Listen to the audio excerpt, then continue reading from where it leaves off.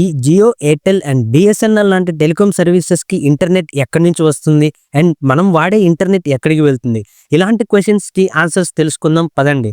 ముందుగా ఇంటర్నెట్ అంటే ఏంటో చూద్దాం. ఇంటర్నెట్ అనేది ఒక గ్లోబల్ నెట్వర్క్. ఇది కంప్యూటర్, డివైజెస్ అండ్ సర్వర్స్తో కనెక్ట్ అయ్యి ప్రపంచవ్యాప్తంగా ఇన్ఫర్మేషన్ని షేర్ చేసుకోవడానికి, కమ్యూనికేట్ అవ్వడానికి సహాయపడుతుంది.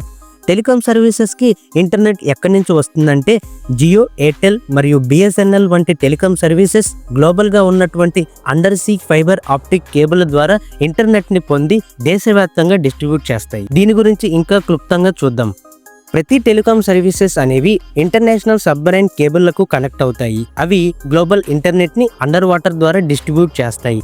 ఇక్కడ జియో తన సొంత కేబుల్ సిస్టమ్ అయినటువంటి ఇండియా ఏషియా ఎక్స్ప్రెస్ ఐఏఎక్స్ మరియు ఇండియా యూరోప్ ఎక్స్ప్రెస్ ఐఈఎక్స్ని ఇండియా టు సింగపూర్ మరియు యూరోప్కి హై స్పీడ్ ఫైబర్తో లింక్ చేస్తుంది. ఎయిర్టెల్ అనేది SCA MEWE6 వంటి గ్లోబల్ నెట్వర్క్స్లలో ఒక పార్ట్. ఇది సింగపూర్ నుండి ఫ్రాన్స్ మరియు ఆఫ్రికా పెరల్స్ వద్ద పాస్ అవుతున్న కేబుల్స్కి లింక్ అవుతుంది. ఇండియన్ గ్లోబల్ నెట్వర్క్ని బూస్ట్ చేయడానికి మీటర్తో పార్ట్నర్షిప్ అయింది ఎయిర్టెల్.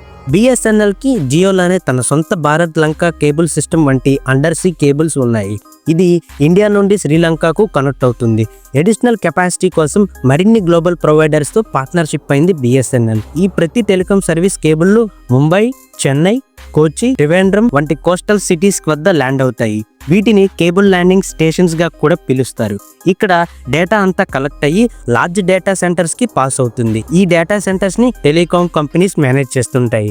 వన్స్ గ్లోబల్ ఇంటర్నెట్ అనేది ఇండియాకి రీచ్ అయిన తర్వాత ఇది మ్యాసివ్ నేషనల్ ఫైబర్ ఆప్టిక్ ద్వారా దేశవ్యాప్తంగా క్యారీ అవుతుంది.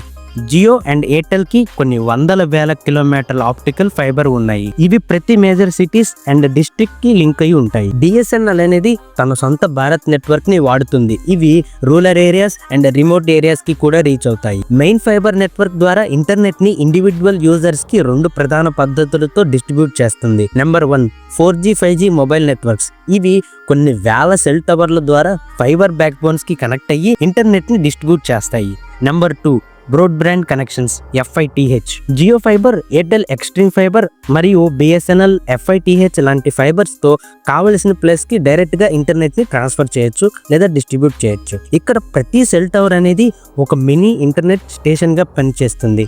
కేబుల్ ద్వారా సిగ్నల్స్ని వైర్లెస్గా మన ఫోన్, రూటర్ మరియు వైఫై మోడెంకి డిస్ట్రిబ్యూట్ చేస్తుంది. టెలికాం కంపెనీస్ అనేవి ఇంటర్నెట్ ఎక్స్చేంజ్ పాయింట్ IXPSని డేటా స్పీడ్ అండ్ ట్రాఫిక్ని మేనేజ్ చేయడానికి యూజ్ చేస్తారు. అయితే మనం వాడేటటువంటి వందల వేల జీబీల ఇంటర్నెట్ ఎక్కడికి వెళ్తుందో చూద్దాం.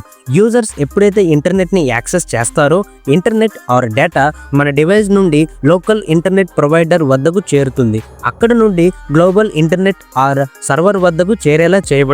ఎప్పుడైతే చేరుతుందో ఆ గ్లోబల్ నెట్వర్క్స్ ఆర్ సర్వర్ వద్ద ఉన్నటువంటి మనకు కావాల్సినటువంటి డేటా క్లయింట్ అంటే మన డివైస్ కి షేర్ చేసేలా చేయబడుతుంది.